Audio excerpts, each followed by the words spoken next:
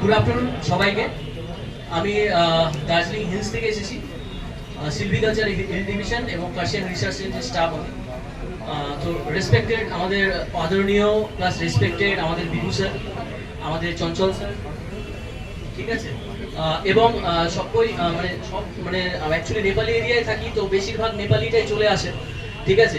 But আমি Bengali, ঠিক আছে। তো এবার ব্যাপার হচ্ছে আমাদের যে রেসপেক্টেড যারা নেতৃত্ববৃন্দ ছিল, ঠিক আছে, এবং মঞ্চে যারা রয়েছে তাদেরকে আমি সত্যি খুব মন থেকে এবং আমাদের ডিভিশন এবং আমাদের ডিস্ট্রিক্ট থেকে অনেকটাই মানে শুভেচ্ছা জানাতেই এত দূর এসেছি। এবং আমাদের কিছু মনের কথা এবং আমাদের যে সমস্যাগুলো একটু তুলে ধরার চেষ্টা করব, কারণ স্যারেরা সবটাই জানে। বেশি আমি লেন্দি কথা বলবো না, কারণ অলরেডি আমাদের যে মানে যারা কলিগ ছিল তারা অনেক কথাই বলে ফেলেছেন। টাইমটা খুব শর্ট, এই শর্টের মধ্যেই সব কিছু কভার করার চেষ্টা করব।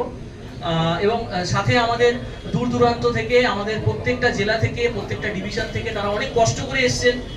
ইভেন দুদিনের জার্নি করেও এসছেন, এরকম মানে টিকিট হয়নি, জেনারেলে এসছেন। তাও একটাই কথা ছিল যে না, কলকাতায় যেতে হবে এবং আমাদের জন্য কিছু করতে হবে। স্যারেদেরকে আমরা অবশ্যই এটা বলবো। এবং কারণ আমাদের যে বর্তমান অবস্থা, সেটা ভাষার মধ্যে দিয়ে প্রকাশ করা যাবে না। একমাত্র আমরাই জানি যে কি সিচুয়েশন সকাল থেকে রাত পর্যন্ত হয় এবং কতটা পরিশ্রম করতে হয়।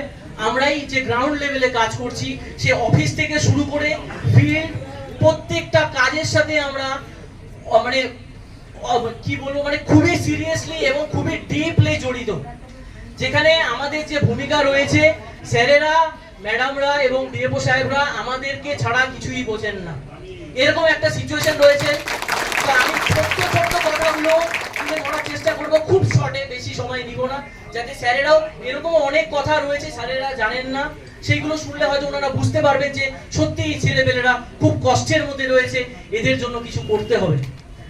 তো বেশি কথা বলবো না, বারবারই বলছি কারণ সময়টা খুব শর্ট। আমি যেহেতু নর্থ বেঙ্গল থেকে এসেছি, আমাদের নর্থ বেঙ্গলে অনেক ডিভিশন রয়েছে, অনেক ভাইয়েরা অনেক কষ্ট করে এসছে। ইভেন একটা খুব ছোট্ট কথা বলবো যে তারা বিটিআর এর মতো ইস্ট ওয়েস্টে ডিউটি করছেন। এবং এমনও হয়, আমি যখন কাল রাতে তাদের সাথে আসছিলাম, তখন আমার একজন ভাই আমাকে বলে একটা ট্যাবলেট বের করেছে ব্যাগ থেকে। তা আমি ওকে জিজ্ঞাসা করলাম এটা কিসের ট্যাবলেট? বলে এটা অ্যাংজাইটির ট্যাবলেট। আমি বললাম তোমার বয়স কত? বলে দাদা আমার বয়স এত। আমি তুমি এই বয়সে অ্যাংজাইটির ট্যাবলেট খাও কিসের জন্য? পার্সোনাল কোনো প্রবলেম বা ফ্যামিলির কোনো সমস্যা আছে? বলে না। তাহলে কিসের প্রবলেম? বলে কাজের প্রেশার, ডিপার্টমেন্টের প্রেশার। তখন আমি বললাম তুমি এই বয়সে অ্যাংজাইটি ট্যাবলেট খাচ্ছ, কি প্রবলেম বলো আমাকে? বলে বলা যাবে না। তারপর আমি অনেক ফোর্স করার পরে সে আমাকে বলেছে আমারই সামনে রাত 12টার সময় রেঞ্জ অফিসারকে, একজন সম্মানীয় রেঞ্জ অফিসারকে একটা হাতি দুমড়ে মুচড়ে মেরে নেয়। সেই সময় আমি কিচ্ছু করতে পারিনি। ইভেন প্রত্যেক দিন যখন আমি ঘুমাতে যাই, সেই কথাটাই এবং সেই যে ছবিটা আমার সামনে মানে ছলছল করে ওঠে। তখন আমি বুঝতে পারি না আমি নিজেকে কিভাবে কন্ট্রোল করব এবং আমার ঘুম আসে না। তারপর আমি ডাক্তার দেখাই, তখন আমাকে এই ওষুধ খেতে হয়। তো আমি জাস্ট এই যে কথাগুলো বলছি, এই কথাগুলো এটাই আমাদের যে রেসপেক্টেড যে একটা বডি তৈরি হয়েছে, তাদের কাছে এটাই আমাদের রিকোয়েস্ট যে আমাদের কথাটা অন্যরকম ভাবে নেবেন না। আমাদের কথাটা আপনারা বুঝবেন যে কি লেভেলে রয়েছি এবং এদের জন্য কিছু করতে হবে। তার জন্যই সেই পাহাড় থেকে আমি ছুটে এসেছি, আমার সমস্ত সমস্যা ব্যতীত। এই কথাগুলো সবার পক্ষ থেকে বলছি, এমন না যে পাহাড় থেকেই বলছি। সবারই সমস্যা রয়েছে, কারো কম কারো বেশি, বাট স্পেশালি যারা বিট রেঞ্জে রয়েছে, যারা রাত দিন 24 ঘন্টা ডিউটি করি, আমরা এমন একটা ডিপার্টমেন্টে আছি, আমরা খুব গর্ব করি এই ডিপার্টমেন্টের জন্য। তাদের জন্য প্রচন্ড সম্মান আমার, এবং আমরা বুক ফুলিয়ে কাজ করি। কিন্তু খুব খারাপ লাগে তখনই যখন আমাদের জন্য কেউ ভাবে না। দিন প্রতিদিন ইভেন রেঞ্জ অফিসাররাও অনেক সময় জিজ্ঞাসা করে তুমি কি খেয়েছো? আমি যখন কম্পিউটারে 4টা পর্যন্ত রিপোর্ট বানাই, সেই রিপোর্টটা ডিএফও সাহেব আমাকে বলছে যে কালকের মধ্যেই চাই, সিসিএফ সাহেব বলেছে কালকের মধ্যেই চাই। সেই আমি নিজের লাঞ্চটা বাদ দিয়ে 4:30 5টা পর্যন্ত সেই রিপোর্টটা বানিয়ে 5টার সময় আমি খেতে যাই। 5টার সময় আমি খেতে যাই। এরকম অনেক কিছু বলার আছে, অনেক কিছু। জাস্ট এই কথাগুলো বলার কারণ এটাই যে আপনারা বুঝুন যে ছেলেগুলো সত্যিই অনেক কষ্টের মধ্যে আছে। আর আমি যেটা বলছিলাম, আমরাই একটা ডিপার্টমেন্ট যারা 24 ঘন্টা ডিউটি করি। হ্যাঁ, পুলিশেও করে, যারা ফ্রন্ট লাইনে করে তারা 24 ঘন্টা, কিন্তু তাদের শিফটিং আছে, সেটা আমাদের নেই। সেটা আমাদের নেই।